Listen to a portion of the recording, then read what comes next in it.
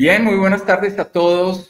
Bienvenidos a esta nueva edición de Charlas con Economistas. Hoy tenemos a un invitado muy especial, quien nos ha acompañado ya en varias oportunidades para hablarnos de un tema que es de absoluta trascendencia económica y especialmente fiscal para Colombia, quien es Juan Pablo Zárate, quien nos va a hablar sobre el tema de la regla fiscal y sobre otros temas relacionados con la situación fiscal de Colombia. Juan Pablo, bienvenido.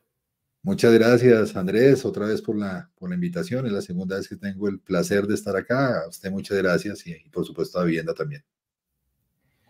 Bueno, muy bien. Simplemente para resumir algo de la importante hoja de vida de Juan Pablo. Juan Pablo es economista de la Universidad de los Andes, tiene experiencia en el DNP, en el Banco de la República, donde fue jefe del Departamento de Estabilidad Financiera.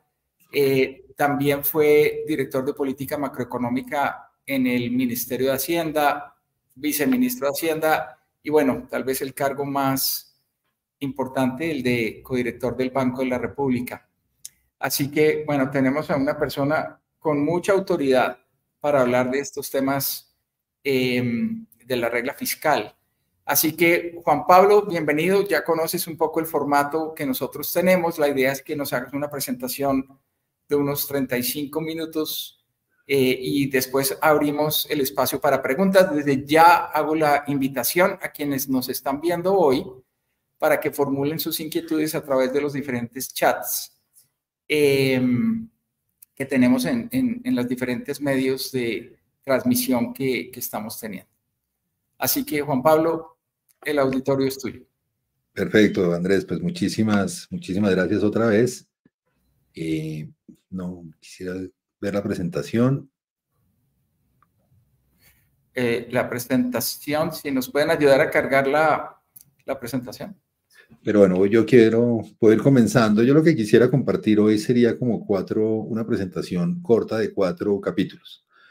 Una primera parte describiendo la regla, otra segunda parte hablando un poco de ventajas y desventajas de las reglas y de esta regla en particular.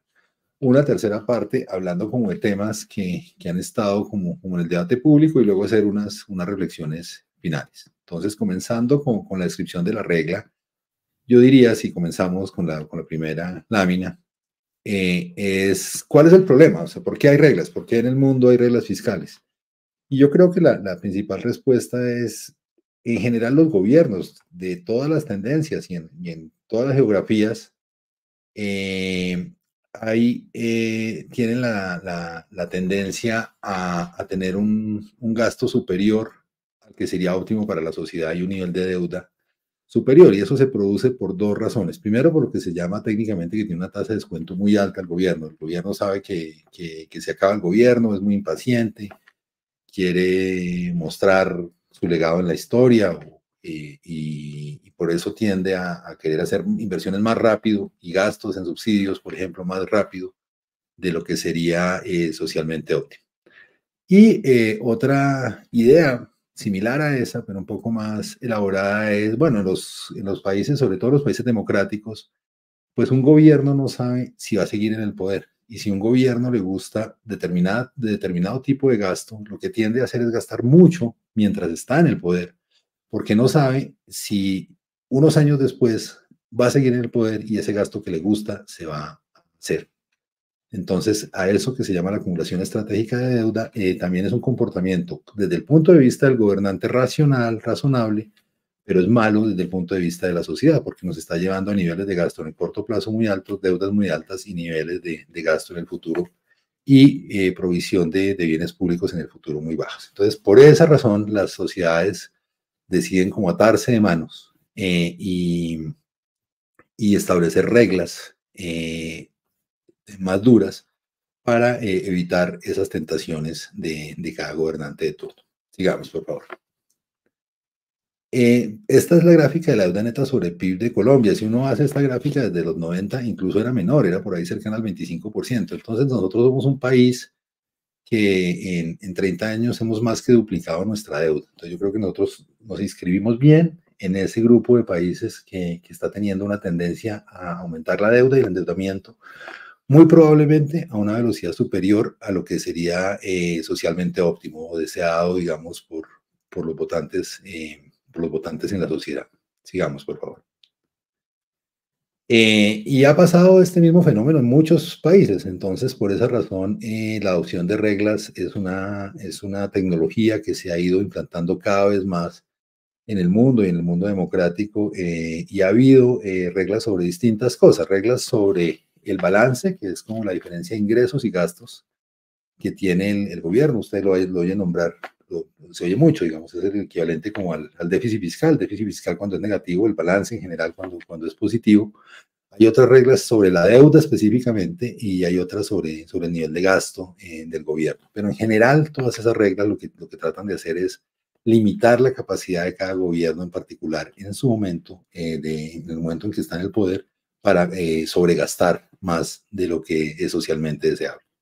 Sigamos, por favor. En Colombia, por lo menos, pues hay una historia fiscal larga, pero en la historia fiscal de este siglo, pues ha sido una historia en donde se ha buscado fortalecer y consolidar la institucionalidad fiscal. En el año 2003, el Congreso de la República aprobó la Ley de Responsabilidad Fiscal, y como un producto de esa ley, o estando dentro de esa ley, se estableció la necesidad de hacer el marco fiscal de mediano plazo. El primero de esos marcos fiscales salió en el año 2004. Yo creo que es un documento que ordena tremendamente la discusión fiscal, donde no solo se presenta el estado del balance y de la deuda, sino las contingencias que tiene el gobierno, los pasivos que no están explícitos, el costo fiscal de la actividad tributaria. Entonces es un panorama general de la política fiscal y del estado de solvencia del gobierno. Ese es un documento que yo creo que es muy valioso y es un documento que cada vez más sirve para discusión de los agentes con los mercados, con los congresistas, con otras esferas de gobierno, y es como un ancla de la discusión fiscal. En el 2011 se aprueba la ley que establece la regla fiscal, que ya no es un análisis, un documento de análisis amplio, sino es una regla dura que dice que se tiene que cumplir un número específico para determinada definición del balance fiscal. Ahora vamos a hablar un poquito de eso. Esa regla pues comenzó a funcionar en el año 2020-2021 en el marco de lo que aconteció por la pandemia del COVID-19. Colombia y otros países abandonaron la regla fiscal dentro del marco que la misma regla preveía. Dentro de la cláusula de escape que la misma regla preveía, Colombia y otros países, como digo, abandonaron la regla, pero pues con la idea de retomarla. En el año 2021 se establece una nueva regla fiscal. El Congreso de la República vuelve y aprueba una regla que tiene la misma inspiración que la anterior, pero con otros elementos distintos. Y esa regla establece como dos periodos. Un periodo de transición, y vamos a señalar en qué sentido es transición en los minutos que siguen, del 22 al 25, y ya a partir del 26 entra en vigencia plena todo el instrumental analítico y práctico que tiene la nueva regla. Sigamos, por favor. ¿Qué hace entonces la regla actual? La regla actual lo primero que se pregunta es, bueno, ¿cuánto es un nivel de deuda que yo pueda tener razonablemente? Y para eso sale de dos análisis. El primero es, mire, ¿cuánto es un nivel de deuda que es supremamente peligroso? Porque si yo lo supero, tengo la probabilidad de que la gente comience a pensar que no lo puedo pagar, que los diversos agentes que me financian comiencen a pensar que no lo puedo pagar. Y cuando eso pasa, pues los agentes suben la tasa de interés y ahí sí que menos lo puedo pagar. Entonces eso lleva, cuando se superan esos límites máximos de deuda, usualmente lleva a lo que se llaman equilibrios malos, donde en efecto las tasas de interés son altas y los países terminan no pudiendo pagar su deuda. Entonces uno no quiere pasar de ese número. Y la otra reflexión es, bueno, ¿cuánto es un choque que yo no puedo en términos generales ni prever ni controlar, sino que me llega, digamos? Los países están expuestos a muchas contingencias en los términos de intercambio que tienen, a contingencias en la oferta del país, climáticas, a desastres naturales, a pandemias. Entonces, ¿cuánto vale una de esas cosas que yo no puedo controlar? Y digamos que los estudios del Ministerio de Hacienda dijeron eso vale más o menos 16 puntos del PIB. Entonces, la resta entre esos dos datos dice, bueno, más o menos yo debería tener por mucho una deuda de 55% del PIB en estado normal, en el estado normal de la vida. Fíjense que eso es muy parecido al al análisis de una familia que dice, bueno, ¿cuánto es lo máximo que puedo tener de deuda para tener un colchón de que si pasa algo, si alguien se enferma, no tenga que restringir un gasto importante para mí, sino que pueda endeudarme en ese colchón? Pero si yo tengo una deuda por encima de eso, pues no me van a prestar y en ese momento voy a entrar en problemas. Entonces es un análisis similar que se hace para el agregado de la economía y esos son los números del análisis técnico que hizo en su momento el Ministerio de Hacienda. Fíjense que cuando vemos si ustedes recuerdan la gráfica anterior, 55% del PIB es un nivel de deuda alto, no es un nivel de deuda, no es un nivel de deuda bajito. Entonces, lo que nosotros dijimos, el país dijo en ese momento, vamos a aceptar que el endeudamiento es mayor, buena parte de los países del mundo van a tener un nivel de deuda más alto, pero vamos a controlar que tengamos una estrategia que nos permita volver sistemáticamente a ese nivel de 55% si es que nos hemos desviado hacia arriba de él. Sigamos, por favor. Ese es el objetivo general de deuda, pero ¿cómo llegar a esa deuda? Entonces, así como en una familia, para poder llegar a un nivel de deuda que quiere, pero lo que tiene que hacer es de su ingreso mensual, ahorrar una parte y no gastársela, lo mismo tienen que hacer los estados. Y a eso se llama el superávit primario. ¿Qué es el superávit primario? El superávit primario es la unión de todos los, volvamos al anterior, por favor, de todos los ingresos menos los gastos distintos de los intereses. ¿Y por qué se define así? Porque los intereses en parte son un gasto que no depende de mis decisiones de hoy en día. Son un gasto que depende de las decisiones que tuve en el pasado, razón por la cual tuve deuda y ahora tengo que pagar los intereses. Entonces, realmente el esfuerzo que estoy haciendo de los ingresos que tengo hoy, cuánto estoy ahorrando, debe excluir los intereses de esa cuenta. Y eso en términos de la contabilidad fiscal se llama el superávit primario. ¿Qué características tiene el superávit primario que permite pagar una deuda? Yo diría que tiene estas tres relaciones importantes que están allí. Primero, entre más alta sea la deuda, pues yo tengo que tener un superávit primario mayor. Pues imagínense de nuevo el caso de una familia, entre más está endeudada, pues más tiene que ahorrar cada mes o dejar de gastar cada mes para poder pagar su deuda. Segundo, entre más sea la tasa de interés de la deuda, el esfuerzo también tiene que ser mayor. Imagínense de nuevo el caso de la familia, si la tasa de interés a la cual se endeudó es más alta, pues tiene que hacer un esfuerzo de gastar menos en todo lo demás para poder servir su deuda. Y la tasa de crecimiento del PIB lo que mide es como los ingresos que en el futuro va a poder tener el gobierno. Entonces, en la medida en que va a tener mayores ingresos en el futuro, pues tiene que hacer un menor esfuerzo en el presente. Entonces, ese sí tiene el signo contrario. Igual, imagínense en una familia que lo que sabe es que sus hijos se van a graduar y lo van a ayudar o algo por el estilo, y entonces pues tiene que hacer un menor esfuerzo en el presente. Pero esos son los tres factores fundamentales que usualmente, con los que usualmente se define cuál es el superávit primario estructural que se necesita para pagar un nivel de deuda específico. Sigamos, por favor. ¿Qué dice sobre esto nuestra nueva ley de regla fiscal? Entonces, como decía, parte de un periodo de ajuste, básicamente porque por la pandemia estábamos en niveles de déficit primarios muy altos, que no hacían ninguna deuda sostenible. Entonces teníamos que ir gradualmente a esos niveles que garantizan la sostenibilidad de la deuda. Entonces lo que dijo fue, bueno, vamos a hacer a trazar un camino gradual para llegar a esos niveles de superávit primario. Entonces dijo, mire, vamos a tener un déficit máximo primario estructural, y ahora vamos a hablar un poco de la palabra estructural, de 4.7 del PIB en el 22, 1.4 en el 23, 0.2 en el 24, y vamos a tener un superávit primario en el año 2005. Para tener un poco un orden de magnitud, en el año 2019, antes de la pandemia, habíamos tenido un superávit primario de 0.4 del PIB. O sea, vamos a volver a tener en el 2025 un superávit primario parecido al que teníamos antes de la pandemia, y ese es un periodo de ajuste después de todos los gastos que implicó la pandemia. Estamos en ese proceso, y ese proceso pues ha llevado a lo que se muestra en la gráfica que está a nuestra derecha, y es después del 2020, un proceso de reducción del déficit primario y del déficit general en el marco, sobre todo en el 2022 y 2023, de esta nueva regla fiscal. ¿Qué va a pasar después de 2026?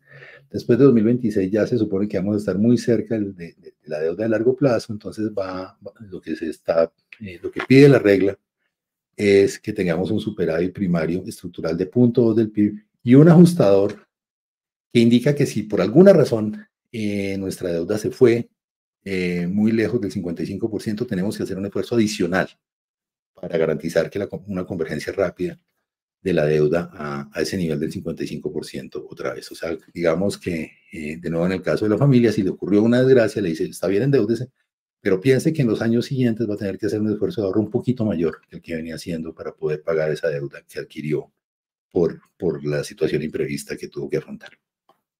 Sigamos, por favor. Decía que era el concepto de superávit primario estructural, porque también la regla permite unos ajustadores. Digamos que los choques que tienen un alto componente exógeno que más afectan las finanzas públicas son el ciclo del petróleo, en la medida en que buena parte de los ingresos del gobierno son o renta de las empresas petroleras o utilidades de Ecopetrol, y el ciclo económico que determina buena parte del resto de los ingresos, de los impuestos directos e indirectos. Entonces esos ciclos que en buena medida no dependen del gobierno, sí lo afectan. Y lo que se llama transacciones de una sola vez, que son como choques muy puntuales, digamos una inundación que implica que hay que hacer una inversión muy alta en el sur de Bolívar y es de una sola vez, pues ese es un choque de una sola vez. ¿Qué es lo que trata de hacer la regla? Lo que trata de hacer la regla es decirle, mire, si usted se ganó la lotería, ahórrela. Usted no se puede gastar eso que se ganó. Y si tuvo un año muy malo, ahí se puede endeudar más que lo que se venía endeudando antes, porque es una cosa cíclica, no es una cosa permanente. Entonces no vaya a dejar de hacer gastos importantes en su casa, como la educación de sus hijos o qué sé yo, el gasto en salud, por cuenta de ese ciclo, sino ahí sí endeúdese y que cuando haya ciclos positivos, pues usted va a ir pagando esa deuda.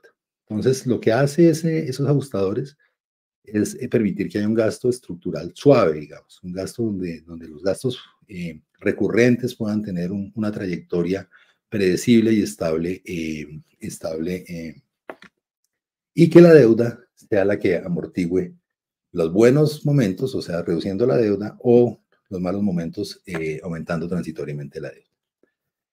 De acuerdo a eso, pues el superávit primario estructural es el superávit primario que en realidad ocurrió, más o menos los ajustadores, dependiendo del caso que hemos hablado. Y también se prevé dentro de estas normas de flexibilidad cláusulas de escape. Esas cláusulas deben ser por eventos serios, grandes, que pongan en riesgo la estabilidad macroeconómica. Obviamente el COVID fue uno de ellos. Si Colombia entra en una guerra, por ejemplo, pues sería uno de ellos. Pero esas desviaciones deben ser temporales y debe indicarse cómo se vuelve a la política estable de sostenibilidad, de la deuda. Entonces, fíjense que esta es una regla que tiene unos elementos que dicen vamos a ir hacia tal punto y son como muy rigurosos en su cumplimiento, pero a la vez tienen un equilibrio con ajustadores para poder afrontar choques que el gobierno no maneja y que la sociedad colombiana en general no maneja. Entonces, digamos, es una regla que combina un equilibrio entre esas dos cosas. Sigamos, por favor. Aquí vemos un ejemplo, el CARF en un excelente documento que salió hace poco, hace la evaluación de si el gobierno cumplió o no la regla fiscal en el año 2023. Ustedes recuerdan que habíamos dicho, mire, el máximo déficit estructural que puede tener Colombia en el 2023, de acuerdo a la regla, es 1.4% del PIB. Según la proyección del CARF, vamos a tener un 0.4% de déficit primario. Pero vienen las consideraciones de los ciclos. Entonces, se está diciendo, mire, el ciclo petrolero nos dio 1.2% del PIB de más ingresos de lo que normalmente nos debería dar. Nos ganamos esa lotería. El ciclo económico, por unas razones que voy a hablar más adelante, también nos dio 0.2 más del PIB de ingresos por estar por encima de lo que naturalmente deberíamos haber estado. Y hay movimientos de una sola vez que, por el contrario, nos generaron gastos de 0.5% del PIB. Entonces, digamos que en conjunto esas cosas es como si nos hubiéramos ganado una lotería de 0.9 del PIB. Entonces, nosotros tuvimos un resultado de 0.4, pero ese resultado incluye una lotería de 0.9. Entonces, ¿cuánto hubiéramos tenido de superávit si no hubiéramos tenido esa lotería? Pues hubiéramos tenido un déficit de 1.3. Como decía, la regla fiscal dice, mire, el déficit máximo que usted debe tener es 1.4 y tuvimos 1.3. Luego cumplió el gobierno y Colombia con el compromiso de regla fiscal en 2023 si se cumplen las proyecciones del CARF. De hecho, hubo un sobrecumplimiento pequeño de 0.1 del producto. Entonces, digamos que esa es la lógica de cómo funciona la regla fiscal. Se señala ese balance primario que en esta senda transitoria va siendo consistente con el déficit, con la deuda que queremos tener, y luego vemos qué pasó, cómo funcionaron los ajustadores y si cumplimos o no con esa regla, y en el año 2023, en efecto, todo parece indicar que lo vamos a cumplir. Sigamos. He hablado mucho del CARF y del CARF, pero ¿qué es el CARF y qué hace? El CARF es el Comité Autónomo de la Regla Fiscal. Con la primera regla había un comité que se fortaleció en la ley del año 2021. ¿Y qué hace el comité? Yo diría que básicamente estas 5 cosas, que es lo que está en la ley. Da conceptos sobre el marco fiscal de mediano plazo y sobre el cumplimiento de la regla, lo que acabamos de ver.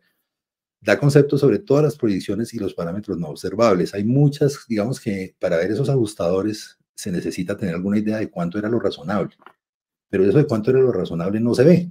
No se ve en ninguna medición del DANE, por decirlo de alguna forma.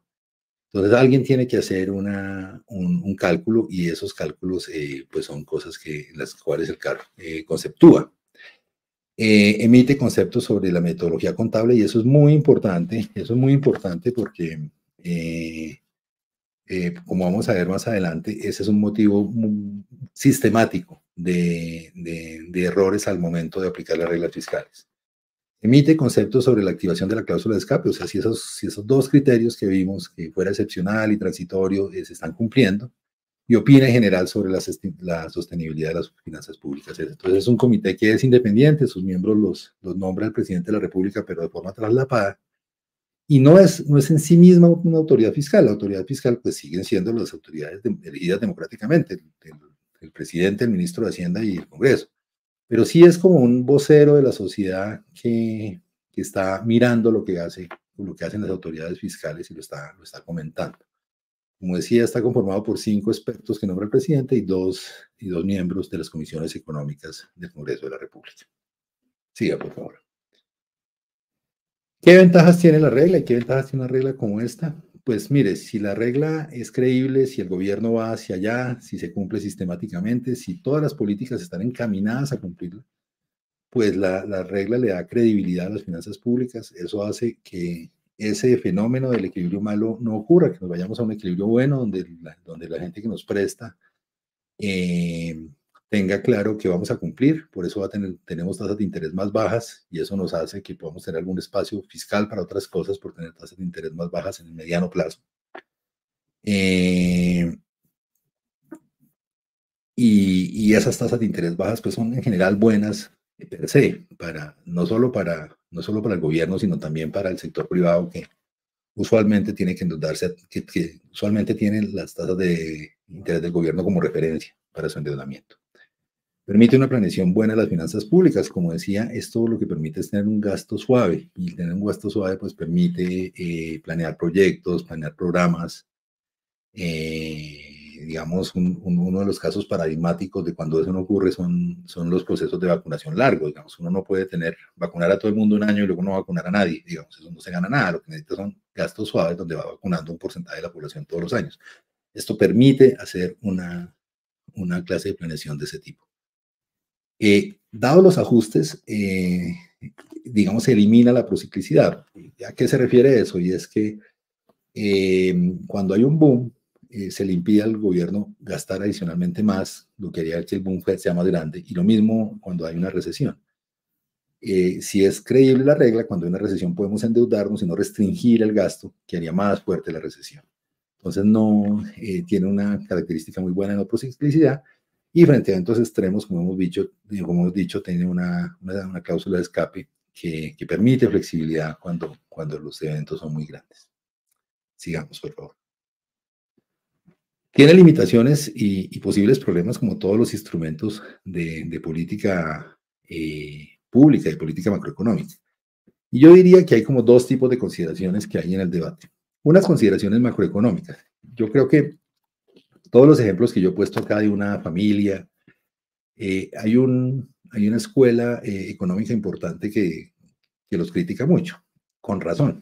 Y la razón para criticar esos ejemplos que tienen, en donde en parte se basa la regla fiscal, es que omiten los efectos agregados. Imagínense ustedes que estamos en un barrio y, qué sé yo, el dueño de la farmacia tiene que ajustar un poco el ahorro, gasta menos y entonces va menos al supermercado, va menos va menos al teatro del barrio, y entonces los ingresos de todos ellos comienzan a reducirse. Entonces digamos que todos los efectos agregados podrían pasar, y ahí está la idea razonable de que cuando eso pasa se necesita que alguien, en general el Estado, el gobierno, tome el puesto de ese agente que dejó de gastar, y aumente el gasto para que el ingreso de todos estos, de los demás agentes de la cadena, pues se recomponga. Entonces digamos que es una cosa como de corto plazo, de corte keynesiana, y dice, mire,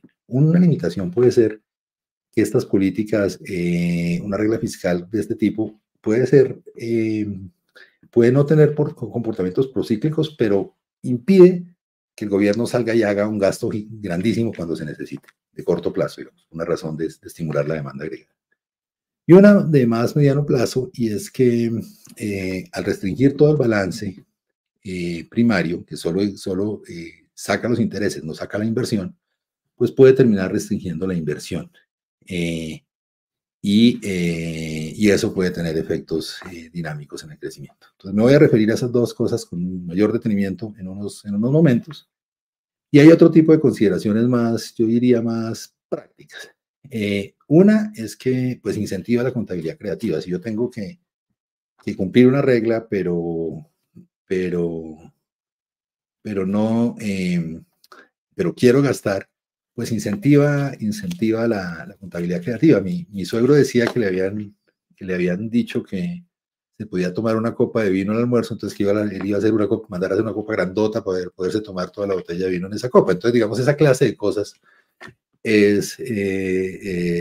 suceden en los gobiernos. En el caso de Europa es clásico el ejemplo de Air France, que Francia dijo, bueno, yo cumplo todas las reglas, pero Air France me lo sacan.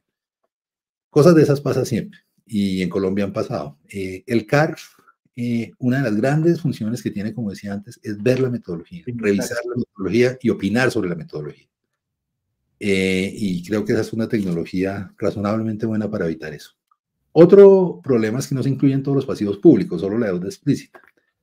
Y las dos metodologías para arreglar eso que tenemos son, primero, la opinión del CARF al respecto, y segundo, pues todo el análisis que se hace en el marco fiscal de mediano plazo. El caso típico de estos son los problemas pensionales. Hoy podemos aprobar una reforma pensional que cumpla con la regla fiscal, pero esté poniendo en riesgo la sostenibilidad de las finanzas públicas en el mediano plazo. Eso no lo arregla la regla fiscal, y para eso se necesitan otros mecanismos como los que estoy mencionando allí. Sigamos.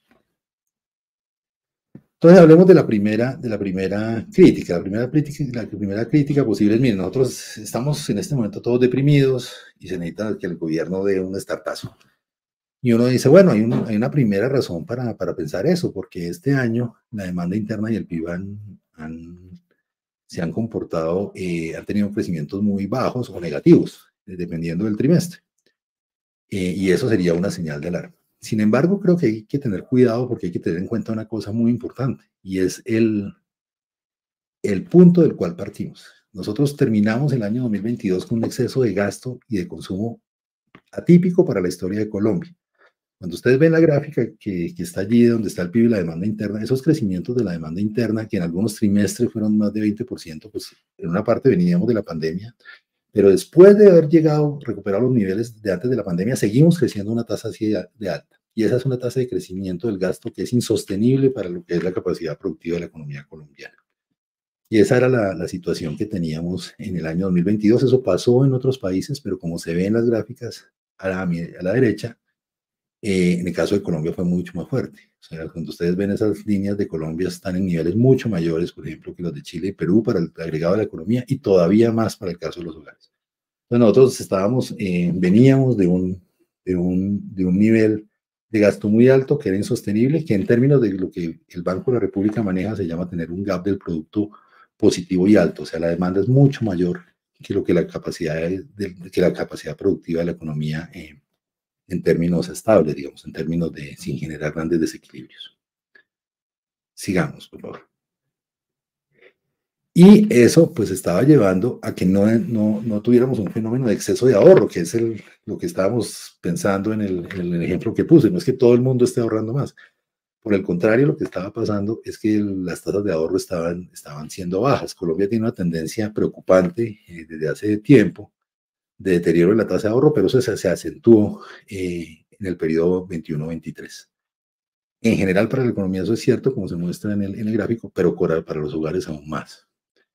Y para el otro síntoma de que estamos en un proceso así, es que comienza a afectarse de una forma muy fuerte, muy dramática el mercado laboral. Y eso no ha pasado en Colombia. En Colombia, pues la tasa de ocupación ha caído en los últimos 2 meses en un nivel que no es excesivamente importante, e incluso para las 13 ciudades ni siquiera eso es cierto. Entonces no estamos en un problema generalizado de efecto de demanda. Digamos, nosotros no estamos, el barrio no está deprimido, el barrio está como borracho y estamos teniendo el efecto del día posterior a la borrachera. En ese contexto, no hay razones cíclicas para pensar en la suspensión de la regla o menos en reformarla. Estamos en un proceso de ajuste, puede que el proceso de ajuste vaya un poco más allá, pero pues no es el cambio de la regla fiscal la forma de afrontarlo. Hay otras formas más convencionales de hacerlo que a estos niveles son mucho más razonables y después en las preguntas o al final podemos hablar un poquito de esas formas. Sigamos. Sobre la discusión de largo plazo, digamos que teóricamente es cierto que la regla puede limitar inversiones que pueden ser muy rentables. Hay algunos estudios sobre Panamá que quitar la regla para construir el canal y reformarlo, pues mejoraba el balance fiscal a largo plazo porque era una inversión pues súper rentable. Sin embargo, yo creo que hay que tener en cuenta 3 cosas. Una, no todas las inversiones, así sean buenas del gobierno, generan ingresos. Imagínense un parque. Un parque genera una cantidad de utilidad para la gente, pero no le genera, estrictamente hablando, un ingreso al gobierno. Entonces, eso no mejora per se la situación de solvencia. Segundo, aún en las que se supone que pueden generar ingresos, es difícil saber cuáles van a ser buenas en términos fiscales. Y tercero, pues acá hay muchos empresarios, pues en todo caso eso implica un mayor apalancamiento y ustedes saben que cuando uno se va apalancando más y más, que es lo que muestra la deuda neta nuestra, pues hay que ser mucho más cuidadoso con los proyectos que se financian. Entonces yo creo que es una discusión en general válida, pero que hay que mirarla con mucha distancia desde ese punto de vista. Digamos. Ahora quiero entrar como a temas específicos que se han mencionado en el debate. Una primera pregunta, bueno, ¿el ajuste es excesivo? ¿El ajuste que implica la regla es excesivo?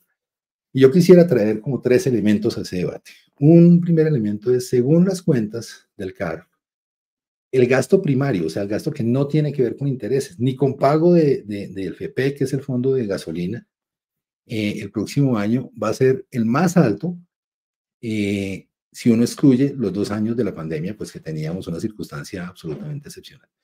Entonces, no sería cierto que la regla esté restringiendo la capacidad de gasto del gobierno de una forma extrema, porque va a tener, de hecho, el gasto más alto de la historia de Colombia, exceptuando esos dos años.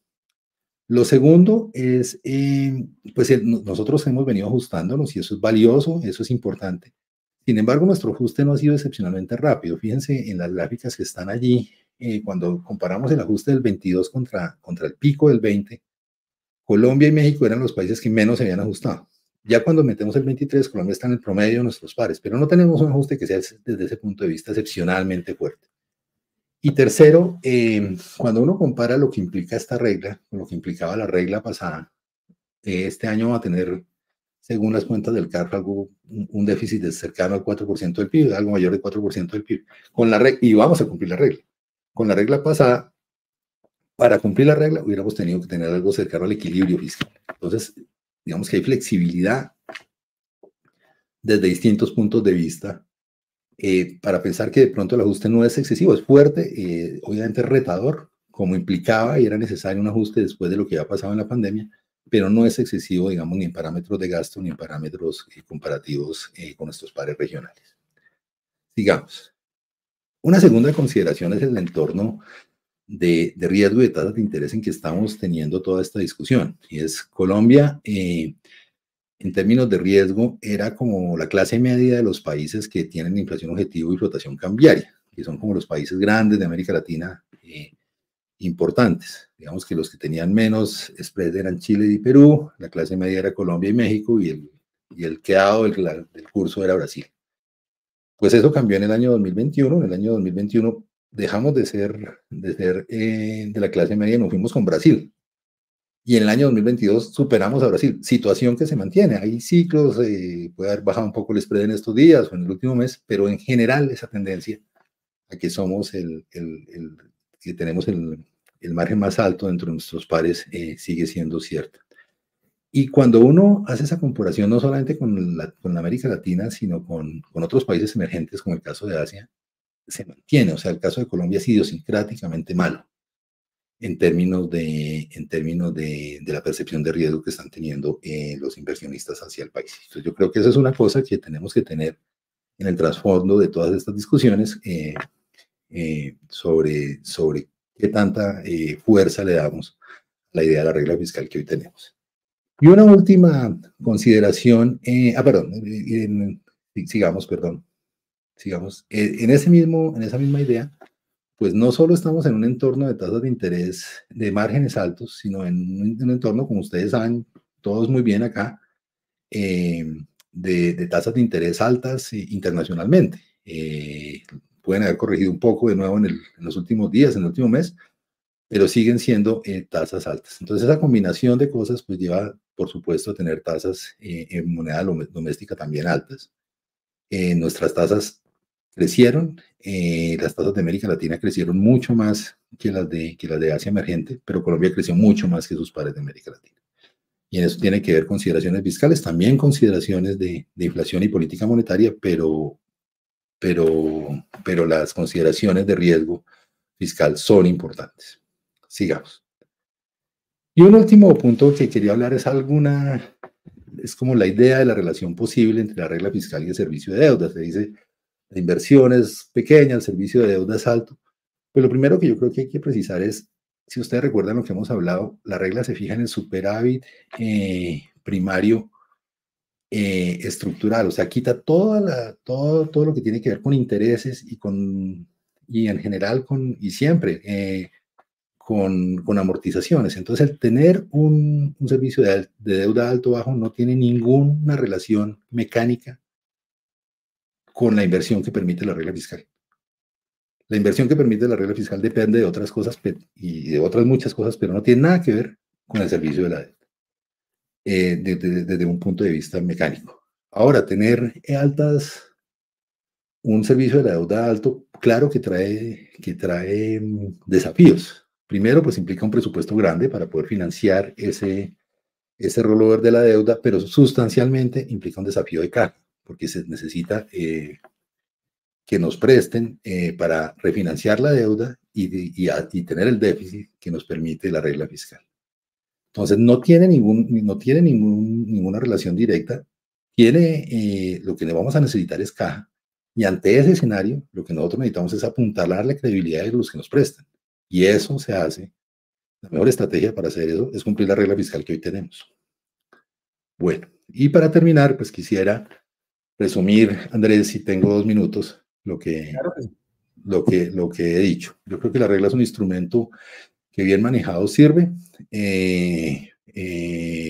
donde todos los agentes y todas las instituciones pues están centradas en su cumplimiento y genera un alto grado de credibilidad. Nuestra regla tiene un balance razonable entre cosas duras que nos implican llegar al 55%, pero también ajustadores para cosas que no manejamos. Por supuesto tiene limitaciones, ahora quiero hablar un poco de eso. Pero de acuerdo a las proyecciones del PIB, del CARF, perdón, el espacio de gasto del gobierno es alto aún cumpliendo la regla. Y eso debería permitir que si el gobierno tiene preocupaciones de corto plazo que quiera incentivar la demanda agregada, puede reasignar su gasto hacia gastos que tienen más multiplicadores, o algo de eso ha dicho, por ejemplo, el exministro Mauricio Cárdenas, o prioridades de más mediano plazo. Pues toda esa discusión con un nivel de gasto que es amplio, debería estar al interior de ese nivel de gasto y no pensando en cambiar la regla fiscal. Y eso creo que es aún más fuerte si uno ve el entorno de tasas de interés externas, que son altas, la percepción de riesgo de Colombia, que es alta con respecto a sus pares, nuestros niveles de deuda, que son de los más altos de nuestra historia económica moderna, y el servicio de deuda de los próximos años. En ese sentido, a pesar de que la regla puede tener limitaciones, riesgos y oportunidades, como digo ahí, yo creo que lo mejor en el corto plazo es cumplir la regla que tenemos, que además con la cual nos comprometimos hace solo 2 años. A mí me gustaría, por ejemplo, una regla que tuviera fuera más comprensiva en términos de los pasivos, pero no importa. Ya nos comprometimos a esa, lo que tenemos que hacer es apuntalar esta regla y cumplirla. Y en la última lámina diría como unas reflexiones sobre otras alternativas de manejo que no implican cambios de regla ni aumentos en la deuda. Una es pues recurrir a una mayor cooperación con el sector privado en inversión. Los casos claros ahí son los casos de infraestructura, por ejemplo, por supuesto, donde eso sea un buen negocio para el Estado, donde hay una transferencia efectiva de riesgos. Se dice mucho y se reconoce mucho en la discusión internacional. La mejor forma de financiar los gastos verdes es poner impuestos a los sectores que generan esas externalidades negativas. Eso no solo genera el ingreso, sino que hace que la necesidad de gasto sea menor, porque el sector pues, genera menos externalidades negativas. Y ya más hacia mediano plazo, cuando entre completamente la regla en funcionamiento, si tenemos un esquema ordenado de emisiones verdes que impliquen una menor tasa de interés, eso nos llevará a una menor deuda, y cuando esté después de 2026 la menor deuda como uno de los factores para fijar el superávit primario estructural objetivo, nos dará más espacio fiscal también. Yo quisiera terminar diciendo que hay discusiones amplias, pero en las condiciones en que tenemos hoy la política fiscal y los mercados externos, yo creo que lo mejor es atarnos a lo que ya decidimos, cumplirlo, y esa debería ser nuestra tarea de los próximos años, recuperar el grado de inversión cuando estemos ya mucho más consolidados fiscal y reputacionalmente. Yo creo que podemos volver a pensar en estas cosas dentro de un tiempo razonable, 10 años o 15 años, algo por el estilo. Estupendo, Juan Pablo, muchas gracias. Creo que una de las dificultades más grandes que tiene la regla fiscal de Colombia, sin duda, es el tema pedagógico. Dentro de todas las reglas fiscales, la más compleja de explicar es la que tiene Colombia, que es compleja, pero creo que has hecho una tarea bastante exitosa en ese aspecto. Bueno, yo quisiera apoyar un poco tu idea. La CEPAL hizo un balance de reglas fiscales en América Latina hace unos meses y llega a la conclusión de que efectivamente las dos mejores reglas fiscales que tenemos en la región son la de Chile y Colombia, un poco por eso que tú has mencionado, es decir, es consciente de los ciclos, de la existencia de ciclos económicos, y permite suavizar el gasto de una forma relativamente eficiente, lo cual es muy importante. La pregunta que yo empezaría a hacerte, Juan Pablo, es, ese 55% mágico es como el endeudamiento que Colombia tendría de largo plazo en los próximos 15 o 20 años, como tú lo has mencionado, si cumplimos esta regla fiscal. La pregunta es si eso es consistente con recuperar de alguna manera el grado de inversión. Ese 55%, tú lo mencionaste, es alto desde el punto de vista histórico. Yo recuerdo cuando Colombia recuperó el grado de inversión en 2011, nuestra deuda como proporción del PIB era cercana al 32%, 33%. Entonces, ese 55% que es más o menos a lo que debe converger la deuda, recordemos, si tenemos una deuda superior al 55%, hay que generar un superávit. Si tenemos una deuda inferior al 55%, podemos tener un déficit estructural, primario estructural. Entonces, ¿consideras que ese 55 es razonable para que Colombia recupere el grado de inversión? Que yo creo que es una de las metas que deberíamos llegar a tener. Sí, o sea, yo creo que la pandemia y en general el proceso un poco anterior, pues llevó a que los niveles de apalancamiento de todos los agentes grandes en la economía, especialmente públicos en el mundo, se ampliaran. Entonces, digamos que todo el lote se fue moviendo hacia tasas de deuda más altas. Entonces yo creo que es una cosa razonable tener una tasa más alta que antes. Digamos, la gente más teórica por allá, tipo Larry Summers, decía, no, pues si usted llegó a 70, quédese en 70. No la suba, que eso ya es sostenible, si es un gasto de una sola vez. Yo creo que para un país como el nuestro eso es demasiado laxo, por eso la reducción de 65 a 55. A mí me parece que en términos generales es razonable, pero depende mucho de las variables que mencionaba, especialmente de cuánto va a ser el futuro de las tasas de interés en el mundo. Si el futuro de las tasas de interés en el mundo va a ser tasas de interés más altas, probablemente tengamos que repensar ese nivel, porque pues implicará unos esfuerzos de superávit primarios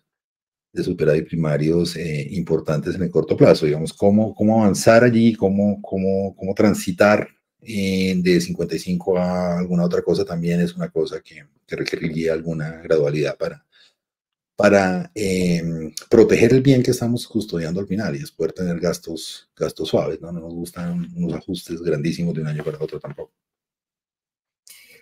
Okay, si te entendí bien, Juan Pablo, tú dirías que es el deterioro en las finanzas públicas a nivel global y en la región ha sido tan fuerte que si pudiéramos llegar a recuperar el grado de inversiones, porque el benchmark también se está deteriorando. Finalmente es como todos estamos el mundo es más riesgoso en general, digamos, más apalancado, o por lo menos más apalancado, entonces, pues, los buenos, los malos, todos. Desde el punto de vista relativo, ya no seríamos tan malos.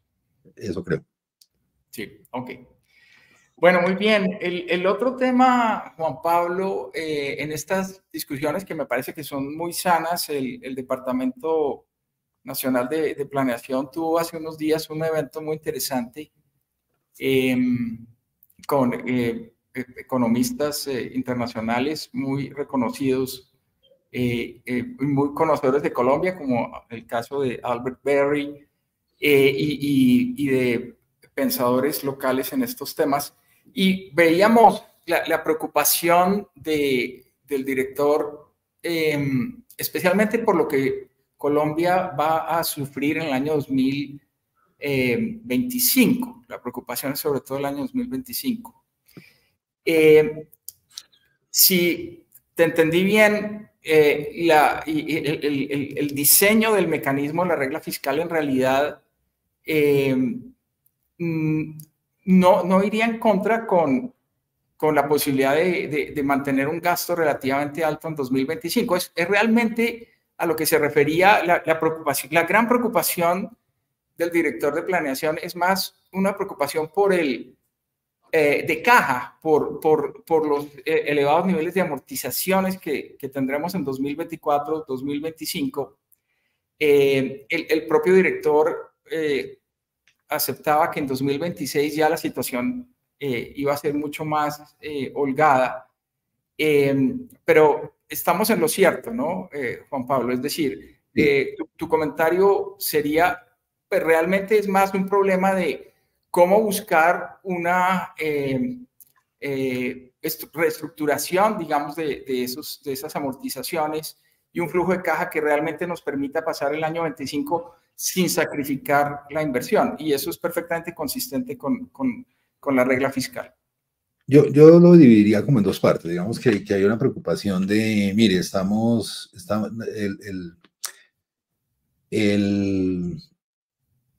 El servicio de la deuda está impidiendo que invirtamos.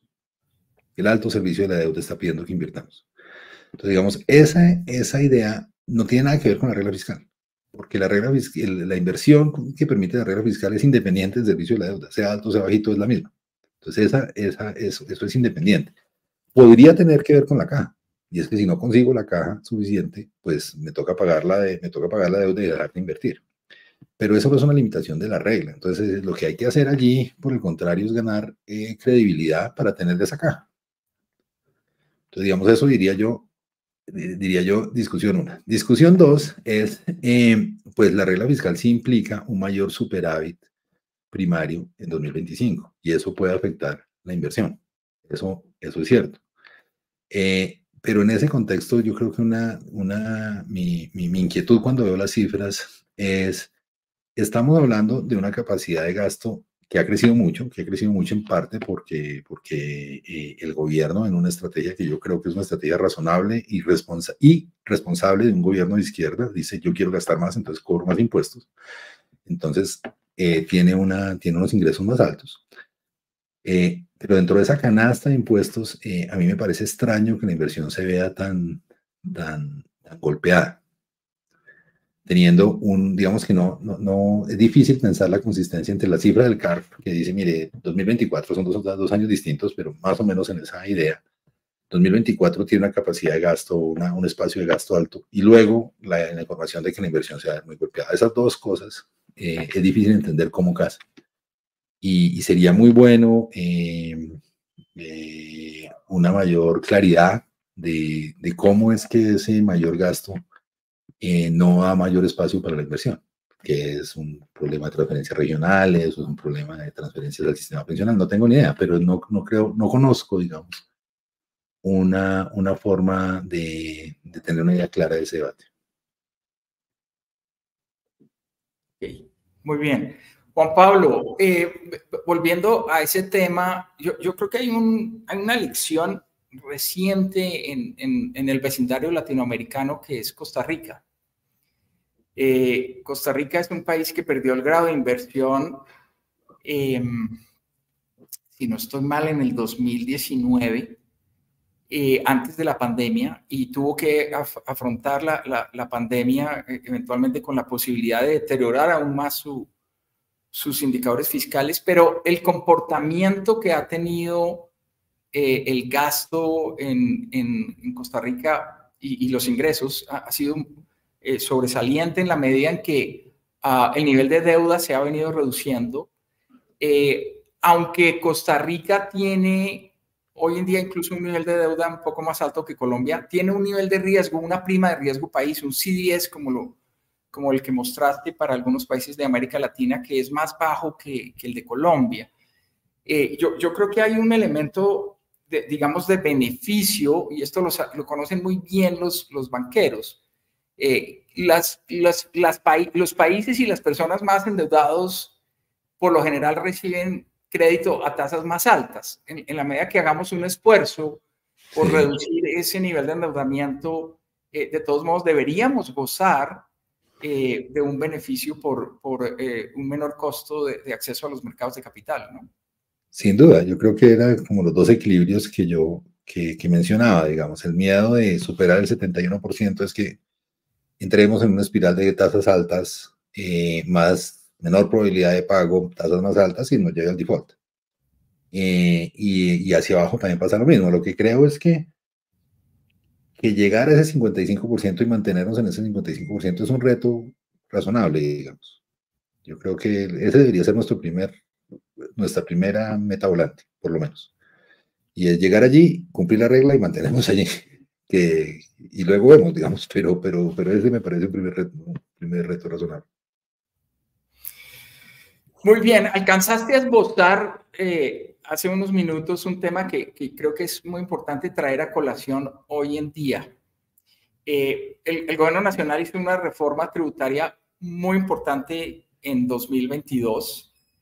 Creo que es dentro de lo que podríamos llamar una reforma fiscal estructural, es lo más parecido que hubiéramos podido haber pensado sobre ese aspecto. Creo que es en sus aspectos fundamentales, creo que es una reforma que va a permanecer por mucho tiempo con nosotros. Y eso es absolutamente importante destacar. Pero recordemos, Juan Pablo, y tú conoces muy bien este tema, una buena porción de los ingresos de la reforma tributaria terminará yendo a los entes territoriales. Sí. Y de alguna manera uno entiende que sí, claro, la torta en general de impuestos se creció, pero también las transferencias a los entes territoriales lo estarán haciendo, y eso también tiene a su vez una cantidad de elementos complejos. Los entes territoriales reciben más ingresos, eso puede estimular el gasto. Algunos países incorporan en sus reglas fiscales al sector descentralizado. ¿Tú cómo verías, digamos, ese tema de incorporar reglas fiscales que incorporen a los entes territoriales? Pero adicionalmente, recuérdanos cómo es ese, en general, y creo que en ese sentido los comentarios del director del DNP son bastante acertados. ¿Cuál es el desafío que tiene Colombia en ese tema de descentralización y de cómo compatibilizar una descentralización responsable también con la asunción de algunas facultades y niveles de gasto y de destinación de ese gasto que contribuyan incluso a legitimar aún más a los mandatarios locales? Bueno, doctor Andrés, pues usted me pone una tarea que superan mucho mis ventajas comparativas, digamos. Yo lo que le diría es, pues al principio de los 2000 hubo todo un debate del replanteamiento de la relación del gobierno nacional con los entes territoriales en torno al sistema general de participación. Y el equilibrio político fue que entre 2008 y 2016 se tenía una regla donde había un crecimiento constante de las transferencias. Eso hacía que todos los ciclos se los tuviera que absorber el gobierno central, pensando en que era más fácil para él endeudarse, explicar la situación, todas esas cosas. Y que todos los ajustes del gobierno central, pues, iban para el gobierno central, digamos, que esa era la lógica de lo que se estableció. Pero el equilibrio llevó a que dijo, bueno, pero después de 2016, la fórmula es que esto va a crecer con el crecimiento del promedio de los últimos 4 años de los ingresos corrientes.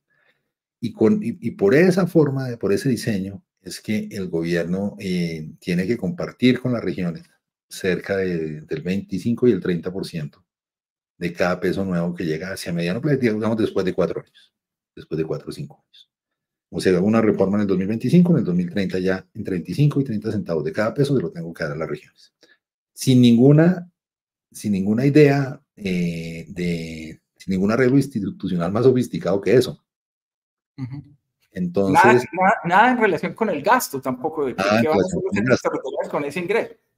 Sí, nada en relación con el gasto. Entonces, pues así quedó, ese es nuestro arreglo constitucional con las regiones. Y en ese sentido, pues yo creo que pues hay alternativas. Una, pues desligarlo. Eso implicaría un cambio de la constitución, donde volvamos a la idea de hagamos una cosa mucho más suave. O pasar algunas responsabilidades cuando pasen determinadas cosas, o por ejemplo, cuando hubo una reforma tributaria importante, que es que con el ingreso vaya también parte de las responsabilidades que tiene el gobierno central, porque realmente los ajustes no tienen por qué ser sincrónicos. Entonces, cuando el gobierno central necesita recursos, no necesariamente las regiones lo necesitan al mismo tiempo. Yo creo que eso sería una cosa conveniente. Alguna de esas dos metodologías, a mí me gustaría más la primera, incluso para proteger a las regiones. Imagínense que en Colombia ganara un libertario, como en Argentina, y decidiera reducir a la mitad los impuestos. Reduciría en un 25% de eso que se reduce las transferencias territoriales, sin que las regiones hayan decidido nada, sin que las regiones hayan cambiado nada de sus obligaciones. Entonces yo creo que eso los protege a ambos. Sí. Bueno, pues Juan Pablo, estamos llegando un poco al final de esta presentación. Creo que ha sido muy útil. El último tema, yo pensaría que tal vez es más importante para Colombia repensar este tema de la descentralización que modificar la regla fiscal, ¿no? Yo creo que el consenso debería ser, hay muchos retos en esa relación entre el gobierno nacional, los entes territoriales, en términos de las funciones, en términos de los impuestos. Sabemos, por ejemplo, que muchos impuestos regionales son absolutamente antitécnicos. El ICA, probablemente desde el punto de vista de tener un sistema fiscal racional, es mucho más productivo trabajar en ese tema de descentralización que en modificar la regla fiscal. Yo estoy de acuerdo en eso y en más cosas. Digamos, yo creo que un poco hay cosas que tienen que ver con la postura de política económica, de moneda fiscal, que tienen que ver con el nivel de gasto. Pero hay otras cosas que tienen que ver con el nivel de riesgo que tiene el Estado. Y si uno puede tener buenos contratos de riesgo con el sector privado, que también hay malos, o sea, eso no hay que hacerlo bien. Claro. Pero si uno puede tener contratos de riesgo con el sector privado, pues eso descarga un poco del balance del gobierno nacional, tanto compromiso y tanto apalancamiento, digamos. Entonces, digamos que eso permite un poco que se puedan hacer las cosas, que las obras que el país necesita se hagan, pero repartiendo mejor los riesgos y de acuerdo como a la estructura de balance de las ventajas comparativas. Y en el tema verde, yo creo que eso es un tema que va a seguir, pero yo creo que un país que está en el momento de Colombia, yo creo que debería pensar en cosas distintas a cambiar el balance, digamos. Si quiere mejorar ingresos y gastos, alguna cosa de ese estilo, en lo cual pues hay una agenda internacional también muy activa. Eso paralelo a lo que usted dice de que la torta, digamos, el contrato del gobierno central con las regiones, pues probablemente con esos nuevos niveles de tamaño del Estado merece ser repensado. Sí. Bueno, por último, Juan Pablo, aprovechando tu larga experiencia en estos temas, otro de los comentarios del director del DNP está relacionado con el tema de los porcentajes en la Constitución. Yo creo que está reglamentado, incluso en los temas de regalías, cuánto es que hay que gastar en términos de ciencia y tecnología, por ejemplo, de las regalías, cuánto es el porcentaje que hay que transferir a los entes territoriales. Creo que probablemente la Constitución colombiana es una de las que más incluye este tipo de porcentajes, restricciones, destinaciones. ¿Cómo podríamos salir de una situación como esa? No sé, pero sí creo que tenemos muchos números donde no deberíamos. Digamos, yo creo que deberíamos tener menos números en cosas fundamentales, como el caso de la regla, por ejemplo, y mucho más flexibilidad y confianza en el criterio en casos de asignación de gasto. En eso yo creo que el director tiene toda la razón y yo creo que eso surge como una desconfianza entre los niveles de gobierno, que me imagino que es natural, pero debe haber una mejor forma de zanjarla y pues lleva muchas ineficiencias. Pues todos los que conocen el tema de ciencia y tecnología dicen que pues tener 200 proyectos o 500 proyectos, eso no tiene mucho sentido y la asignación es regional, entonces nada dice que la ciencia sea distribuida de acuerdo a la población entonces yo creo que en eso él tiene un punto y pues yo no sé si alguna forma de manejar esas naturales tensiones de dónde va la plata, quién la maneja, quién la controla, tengamos una tecnología distinta posible, digamos. Estupendo. Bueno, pues Juan Pablo, como siempre, un gusto haber estado contigo en esta tarde. Creo que tus puntos de reflexión son muy importantes para las discusiones que seguramente se van a venir. Y bueno, esperamos contar contigo en una próxima oportunidad. Encantado de estar y muchas gracias por la invitación. Es un espacio muy interesante y con una interlocución siempre muy valiosa. Bien, con esto simplemente nos resta despedir el programa de hoy, agradeciéndole la participación a todos y recomendándoles los eventos que vamos a tener a partir del mes de enero. Muchas gracias a todos y una feliz tarde.